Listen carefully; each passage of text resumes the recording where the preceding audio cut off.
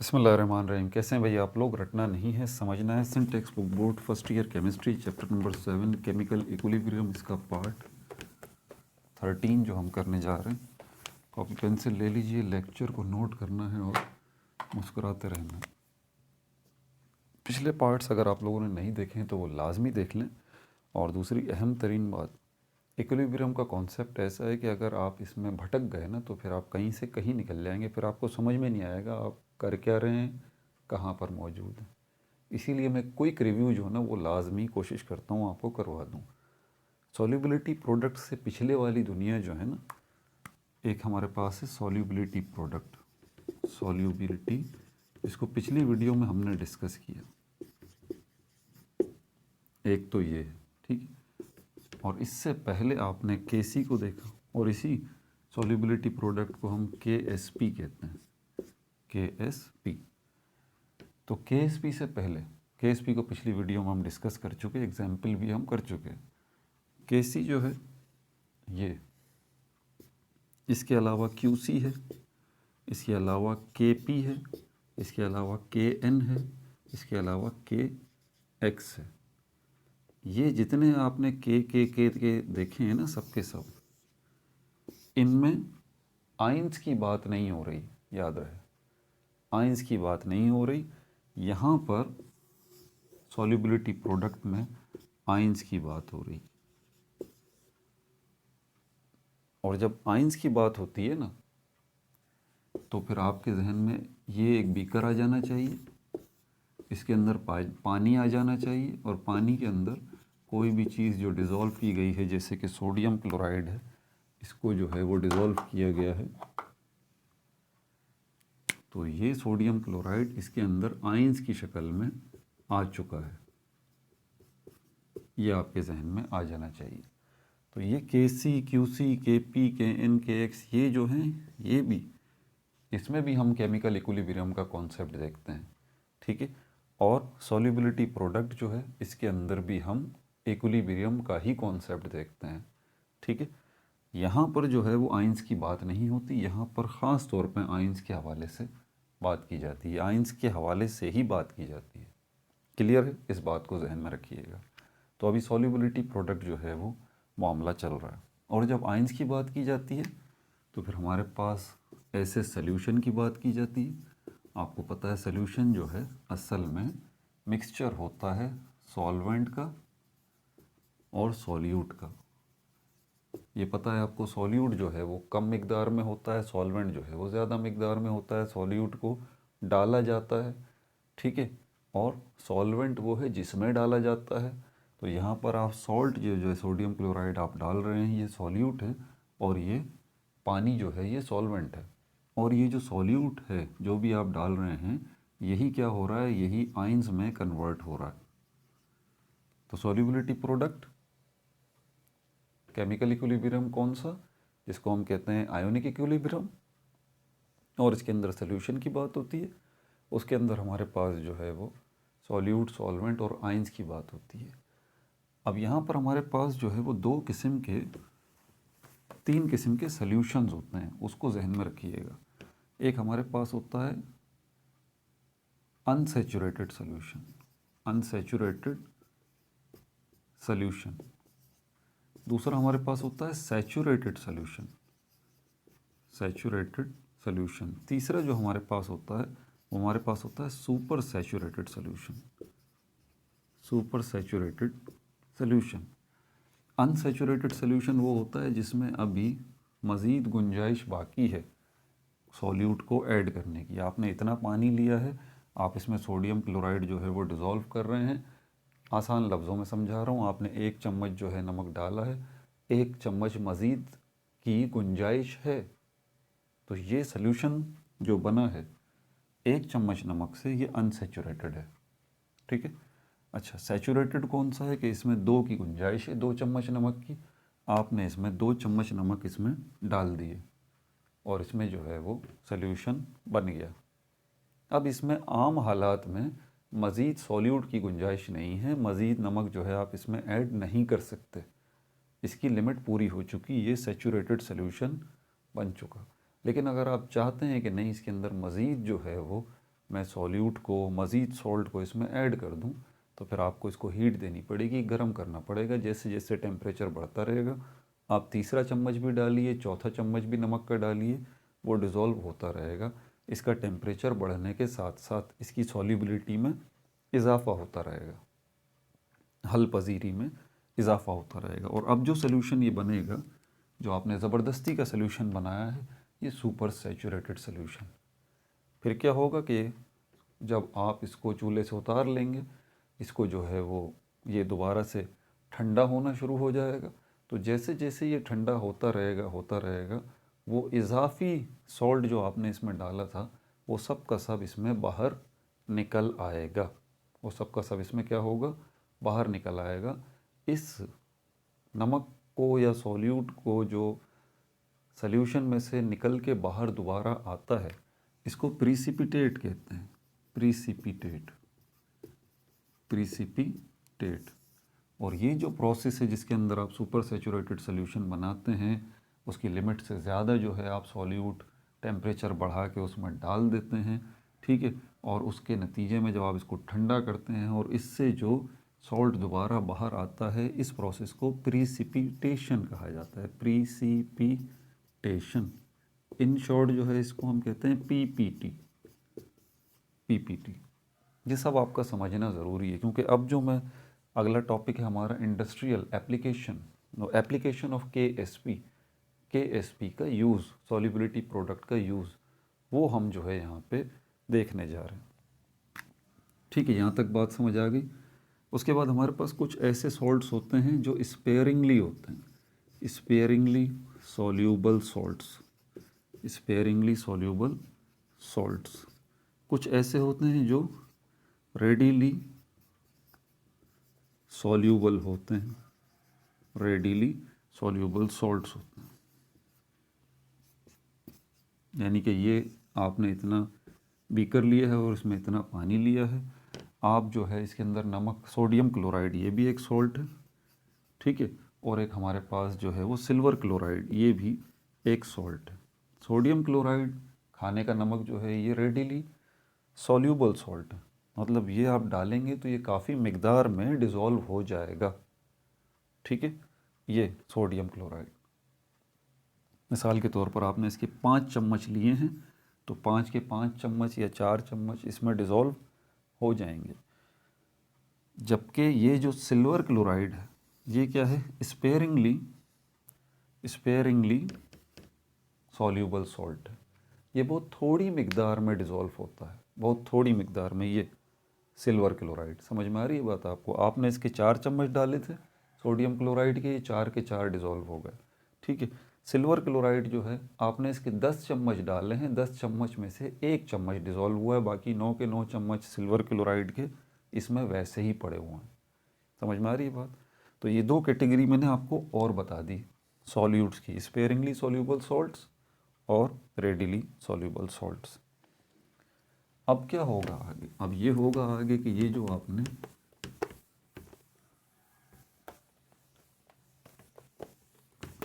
हमारा जो अभी टॉपिक है वो ये है स्पेयरिंगली सॉल्यूबल सॉल्ट। स्पेयरिंगली सॉल्यूबल सॉल्ट, ऐसा सॉल्ट जो कि बहुत कम मिकदार में, बहुत ही थोड़ी मिकदार में डिज़ोल्व होता है। जैसे कि मिसाल अभी हमने सिल्वर क्लोराइड की दी।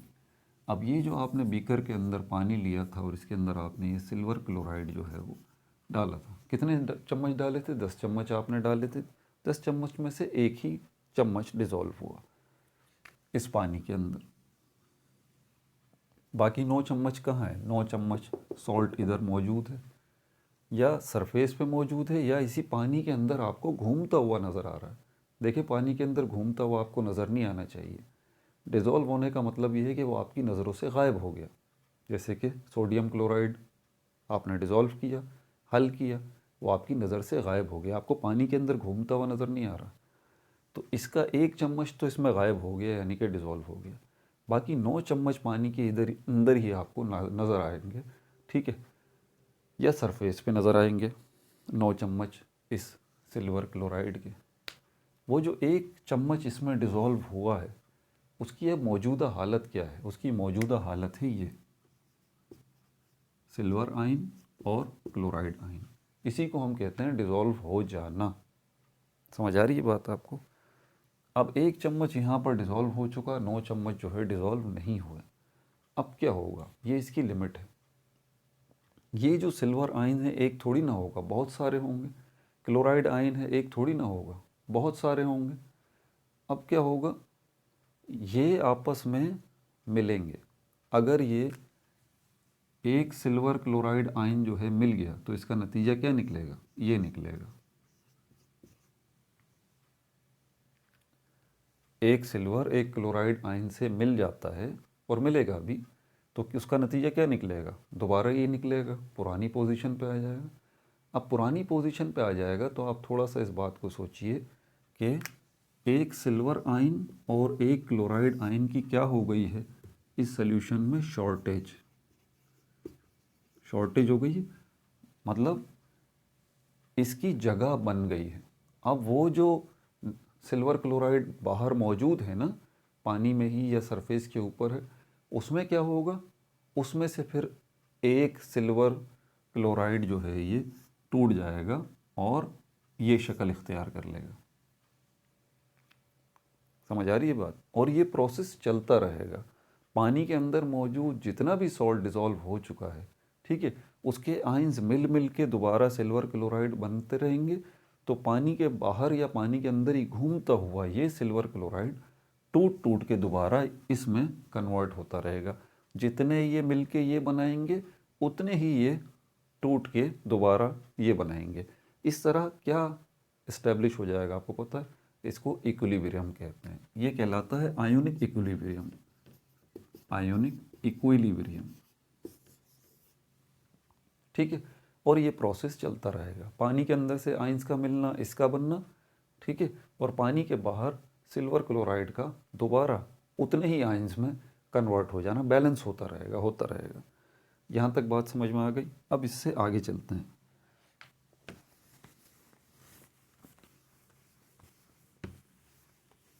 ये इक्विलिब्रियम जो इस्टेब्लिश हो चुका है,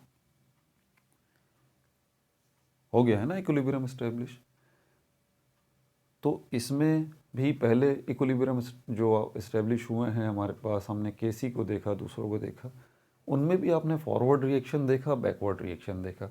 यहाँ पर भी फॉरवर्ड बैकवर्ड रिएक्शन मौजूद है। यहाँ पर भी जो है वो रिएक्टेंट प्रोडक्ट में कन्वर्ट हो रहे हैं, प्रोडक्ट रिएक्टेंट में कन्वर्ट हो रहे हैं। यहाँ पर ये इस केस के अंदर ये रिएक्टेंट हैं और ये प्रोडक्ट हैं, इनका रिवर्स सिस्टम जो है वो चलता रहेगा। अच्छा, अब यहाँ पर इस सोल्यूशन की टाइप को भी आपने समझना है।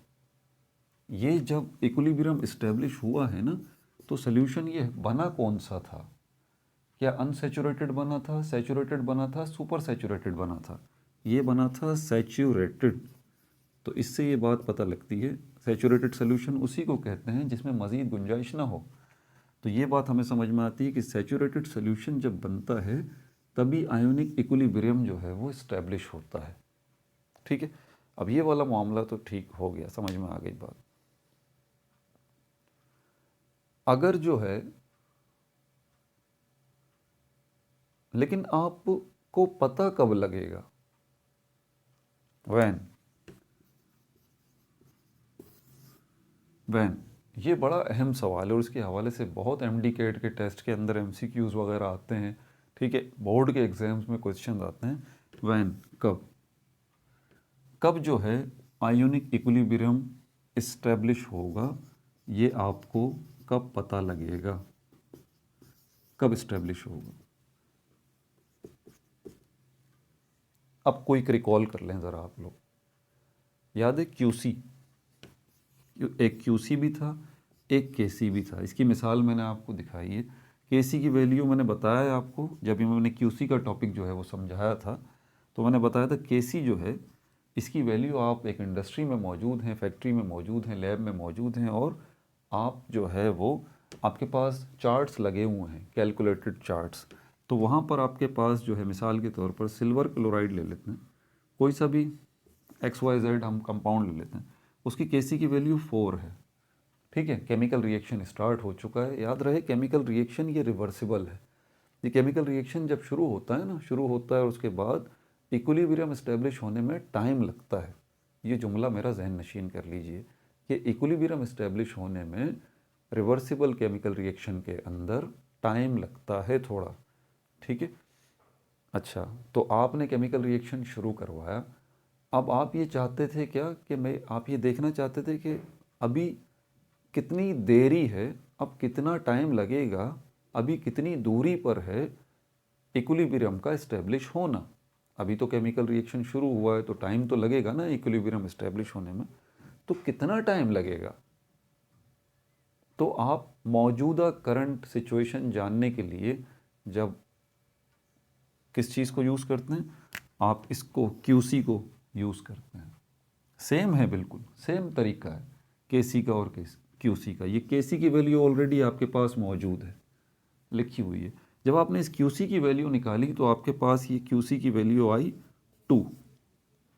तो आपने कंपेयर किया, वो जो चार्ट लगा हुआ था आपकी लैब में जहाँ KC की वैल्यू 4 लिखी हुई थी, आपने QC की वैल्यू निकाली तो ये 2 निकली। तो आपने क्या आइडिया लगाया, डेफिनेटली आप बोलेंगे कि यार अभी जो है वो इक्विलिब्रियम इस्टेब्लिश नहीं हुआ, इक्विलिब्रियम इस्टेब्लिश नहीं हुआ, अभी टाइम है। क्योंकि मैंने अभी चेक किया है QC की वैल्यू 2 निकली है, इसकी KC की वैल्यू जो ऑलरेडी कैलकुलेटेड है, हमारे पास चार्ट्स बने हुए हैं, वो 4 है, तो टाइम लगेगा।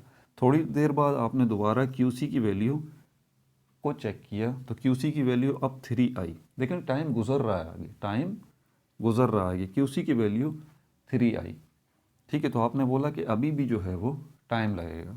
फिर आपने थोड़ी देर बाद फिर चेक किया तो QC की वैल्यू आपके पास 6 आई, KC की वैल्यू से ज़्यादा। ऐसा होता है ना भाई, रिवर्सिबल रिएक्शन जब चल रहा होता है तो रिएक्टेंट और प्रोडक्ट की साइड हल्की भारी होती रहती हैं, ठीक है, इक्विलिब्रियम इस्टेब्लिश होने से पहले। कभी रिएक्टेंट की साइड भारी हो जाती है, कभी प्रोडक्ट की साइड भारी हो जाती है, ठीक है, ऐसा होता है। तो QC की वैल्यू जब 6 आई आपके पास तो आप समझ गए कि यार अभी प्रोडक्ट साइड भारी है, ठीक है, और रिएक्टेंट साइड हल्की है, लेकिन इक्विलिब्रियम अभी भी इस्टेब्लिश नहीं हुआ। फिर थोड़ी देर बाद फिर आपने फिर चेक किया तो QC की वैल्यू जो आपके पास आई वो 4 आई। अब आपने बोला कि हाँ अब जो है इक्विलिब्रियम इस्टेब्लिश हो गया है। अब आप मुतमईन है कि हाँ अब कोई मसला नहीं है, अब बिल्कुल मैंने QC की वैल्यू निकाली है, 4 निकली है, मेरे पास चार्ट पे KC की वैल्यू 4 लिखी हुई है, ये मैच कर गई, QC बराबर हो गया KC के, इसका मतलब इक्विलिब्रियम इस्टेब्लिश हो चुका। तो ये तो KC और QC का मामला था। यहाँ पर अगर हम जानना चाहते हैं कि भाई इसमें जो है वो इक्विलिब्रियम इस्टेब्लिश हुआ है या नहीं हुआ है, तो क्या यहाँ पर भी सॉल्युबिलिटी प्रोडक्ट के अंदर भी जो हमारे पास ये KSP है, KC की तरह KSP है KC की तरह, तो यहाँ पर भी क्या ऐसा कोई मेथड है कि हम ये देखेंगे भाई इक्विलिब्रियम यहाँ पर आयोनिक इक्विलिब्रियम जो है वो इस्टेब्लिश हुआ है या नहीं हुआ है। जी बिल्कुल, यहाँ पर भी एक तरीका है। आपके पास बिल्कुल वही सेम सिचुएशन है, आप लैब में बैठे हुए हैं फैक्ट्री के अंदर, आपके पास KSP की वैल्यू जो है वो 4 मौजूद है, KSP की वैल्यू जो है वो 4 मौजूद है, ठीक है। और आपने बीकर लेके आप इस तरह से केमिकल रिएक्शन जो है वो आयंस बन रहे हैं, और आयंस जो है वो आयंस अभी बनना शुरू हुए हैं, ठीक है, आयंस अभी बनना शुरू हुए हैं। इक्विलिब्रियम तो इस्टेब्लिश नहीं हुआ ना अभी इसका, अभी तो आप सॉल्ट डाले जा रहे हैं और क्या हो रहा है, आयंस जो है वो बनते चले जा रहे हैं, ये वाला मामला जो है वो हो रहा है। तो अभी आप जानना चाहते हैं कि अभी मैं ज़रा चेक करूं क्या इक्विलिब्रियम इस्टेब्लिश हुआ है या नहीं हुआ। KSP की वैल्यू आपके पास 4 मौजूद है। याद रहे कि इक्विलिब्रियम जब इस्टेब्लिश इसमें होगा आयंस में, मैं बार बार बता रहा हूँ, तो एक और एक का सिस्टम बनेगा, 2 आयंस मिलके एक जो है ये फार्मूला यूनिट बनाएंगे। तो फिर इस पानी में घूमते हुए ये साबुत वाले जो AgCl हैं, साबुत वाले जो फार्मूला यूनिट हैं, इनमें से एक जो है वो टूट के दोबारा इसकी शक्ल ले लेगा, फिर इनमें से कोई एक AgCl जो है वो मिलेगा, ये वाला AgCl बनाएगा, तो पानी में घूमता हुआ कोई दूसरा AgCl टूट जाएगा और इसकी जगह ले लेगा। तो ये सिस्टम जो है वो चलता रहेगा, आयोनिक इक्विलिब्रियम इस्टेब्लिश हो जाएगा, KSP जो है वो इस्टेब्लिश हो जाएगा जब 1 और 1 का सिस्टम यहाँ पे बन जाएगा। समझ में आ गई ये बात आपको? लेकिन कब? अभी तो आपने शुरू किया है, कब ये मामला होगा ये जानने के लिए QC ही की तरह हमारे पास जो है एक वैल्यू और भी है। QC ही की तरह हमारे पास एक वैल्यू और भी है, हम इसको जो है वो QSP कहते हैं, QSP कहते हैं। तो आपने QSP जब इसकी कैलकुलेट की तो आपके पास 2 आया, ठीक है। तो आपने बोला कि अभी जो है वो आयोनिक इक्विलिब्रियम यानी कि KSP अभी इस्टेब्लिश नहीं हुआ। KSP की वैल्यू आपके पास 4 है। फिर आपने थोड़ी देर बाद ट्राई किया तो QSP की वैल्यू जो है आपके पास 6 आ गई। तो यहाँ पर भी वही सिस्टम है KC वाला, रिएक्टेंट प्रोडक्ट वाला। कभी रिएक्टेंट साइड भारी हो जाती है, कभी प्रोडक्ट साइड भारी हो जाती है, ठीक है। क्योंकि अभी इक्विलिब्रियम तो इस्टेब्लिश हुआ नहीं ना, अभी बराबरी का मामला नहीं हुआ। तो अब जो है आपने चेक किया तो QSP की वैल्यू आपके पास 6 आ गई। तो आपने बोला कि नहीं, अभी इक्विलिब्रियम इस्टेब्लिश नहीं हुआ, आयोनिक इक्विलिब्रियम इस्टेब्लिश नहीं हुआ। KSP जो है वो उसकी वैल्यू मेरे पास 4 है, QSP की वैल्यू 6 आई है। अभी थोड़ा टाइम लगेगा। थोड़े टाइम बाद फिर जब आपने चेक किया तो आपको जो है वो QSP की वैल्यू 4 मिल गई। तो जब आपने देखा QSP की वैल्यू आपके पास 4 आ रही है तो आपने चार्ट पे लगे हुए KSP की वैल्यू को देखा तो वहाँ भी 4 था। तो अब आप कहेंगे कि जब ये KSP जो है वो बराबर हो चुका QSP के, तो आयोनिक इक्विलिब्रियम इस्टेब्लिश हो चुका, आयोनिक इक्विलिब्रियम इस्टेब्लिश हो चुका, ठीक है भाई। समझ में आ गई बात? ये है। अब यहाँ QC के अंदर हमारे पास 3 केसेस हैं, आपको याद है। QC जो है जब QC और KC का मामला था, QC की वैल्यू यहाँ पर देखें कम भी थी, QC की वैल्यू जो है वो ज़्यादा भी थी KC की वैल्यू से, और QC की वैल्यू बराबर भी थी KC की वैल्यू से। हुआ था ना यहाँ पे, ये देखें, यहाँ पर अगर हम देखें तो यहाँ पर QC की वैल्यू शुरू में हमारे पास कितनी निकली थी, 2, 3।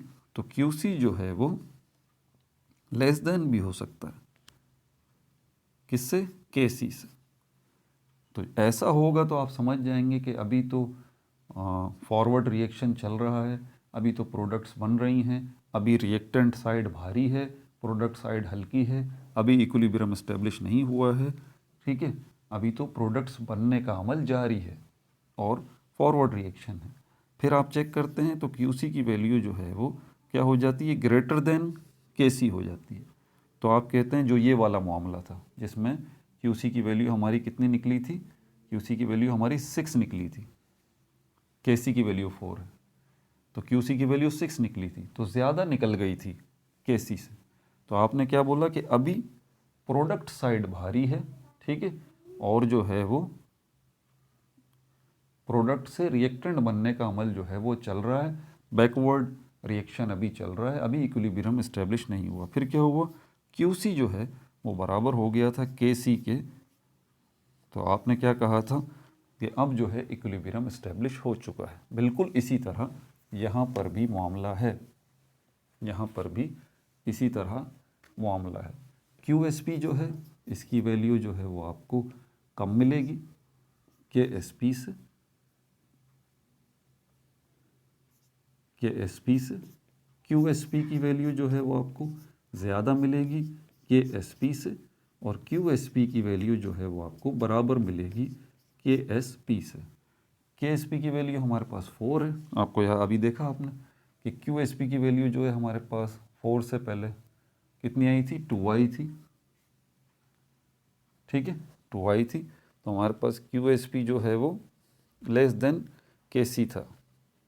तो अगर ऐसा था तो आप कहेंगे कि अभी जो है वो प्रिसिपिटेशन जो है वो नहीं होगा, अभी जो है वो प्रिसिपिटेशन जो है वो नहीं होगा, ठीक है। अब इसको इंटरप्रेट करें पहले वाले को।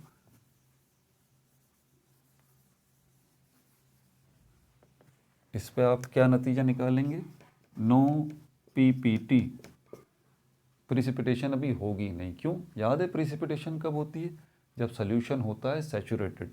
दूसरा क्या नतीजा निकालेंगे, अभी सोल्यूशन है अनसैचुरेटेड, अभी सोल्यूशन है अनसेचुरेटेड, मतलब इसमें मज़ीद गुंजाइश है तो आप मज़ीद जो है वो सॉल्ट इसमें ऐड कर सकते हैं, या अभी सॉल्ट जो है वो ऐड होने के प्रोसेस में है, आपने तो एक ही दफ़ा डाल दिया ना सारा, अब वो डिज़ोल्व होगा थोड़ा थोड़ा सा। तो आप जब QSP की वैल्यू आपके पास कम आती है KSP की वैल्यू से, तो प्रिसिपिटेशन नहीं होती, ठीक है, और जो है वो सोल्यूशन जो है वो हमारे पास अनसेचुरेटेड होता है, ठीक है। अगर ये हमारे पास KSP की वैल्यू आती है तो आप कहते हैं कि सोल्यूशन जो है वो क्या है, सैचुरेटेड है। सोल्यूशन क्या है हमारे पास, वो है सैचुरेटेड, और सैचुरेटेड सोल्यूशन जब बन चुका है तो प्रिसिपिटेशन जो है वो प्रिसिपिटेशन इज फॉर्म्ड। अब जो है प्रिसिपिटेशन जो है वो फॉर्म्ड होगा, इजाफी नमक जो है वो बाहर निकलेगा और जो है आप उसको कलेक्ट कर लेंगे, क्योंकि अब उसकी ज़रूरत नहीं है, क्योंकि एक लिमिट है ना, उससे ज़्यादा डिज़ोल्व नहीं हो सकता जब QSP और KSP की वैल्यू बराबर निकल जाएंगी, जैसे हमने यहाँ पर भी ये हमने देखा था। अच्छा भाई, और अगर सुपर सेचुरेटेड हो जाए, ऐसा भी तो हो सकता है ना कि अगर आप इस बीकर को हीट देना शुरू कर दें नॉर्मल हालात से हट के, तो जब सुपर सेचुरेटेड वाला मामला होगा तो यहाँ पर वही बात हो जाएगी कि प्रोडक्ट साइड भारी हो जाएगी, वक्ती तौर पे इस सॉल्यूशन के अंदर आयंस की बहुत ज़्यादा मिकदार आ जाएगी वक्ती तौर पे, और ये सॉल्यूशन कौन सा बन जाएगा, ये सॉल्यूशन जो है वो बनेगा सुपर सेचुरेटेड, और जैसे ही टेम्परेचर नॉर्मल हालात में आएगा, जो इजाफी आपने सॉल्ट इसमें भरा हुआ है वो सब का सब बाहर निकलेगा, तो प्रिसिपिटेशन PPT यहाँ पर जो है वो होगी, प्रिसिपिटेशन इज फॉर्म्ड। ये बहुत अहम क्वेश्चन है, एग्ज़ाम पॉइंट ऑफ व्यू से ये पूछा जाता है, ठीक है। तो आपको पता होना चाहिए कब प्रिसिपिटेशन फॉर्म्ड होगी, तो याद रहे आपको कि प्रिसिपिटेशन जब ही फॉर्म्ड होगी जब QSP की वैल्यू ज़्यादा होगी KSP से, QSP की वैल्यू बराबर होगी KSP से, लेकिन अगर QSP की वैल्यू कम होगी KSP से, नो प्रिसिपिटेशन, क्योंकि अभी सोल्यूशन आपका अनसेचुरेटेड है, ठीक है भाई। इसकी जो एग्जाम्पल है, एग्जाम्पल 7.10, उसमें बहुत ज़्यादा डिस्कशन है, तो इंशाल्लाह उसको पार्ट 14 के अंदर डिस्कस करेंगे और कोशिश करेंगे कि कॉमन आयन इफेक्ट को भी हम साथ ही देख लें, ठीक है भैया। अपना बहुत ज़्यादा ख्याल रखिएगा। No like no subscribe, only share.